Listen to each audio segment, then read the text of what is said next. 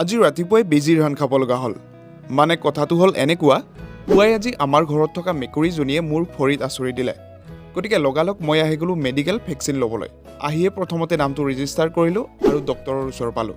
ডক্টৰে টিটেনাছৰ লগতে 4টা ভেকচিন লিখি দিলে। আৰু আপোনালোককো যদি কেতিয়াবা মেকুৰী বা কুকুৰ বা যিকোনো জীৱ জন্তুৱে কামোৰে বা নখেৰে আচুৰে কেতিয়াও আওকাণ নকৰিব। লগে লগে মেডিকেলত আহিব আৰু আহি বিনামূলীয়া ভেকচিন লৈ ল'ব। কুকুৰ মেকুৰীয়ে কামুৰিলে ভেকচিন নল'লে লগে লগে একো নহ'লেও বহুত দিন পিছত কিন্তু ৰেবিছ নামৰ বেমাৰটো হৈ যাব পাৰে। আৰু আপোনালোকে হয়তো সকলোৱে জানেই, যাৰ কোনো চিকিৎসাই নাই।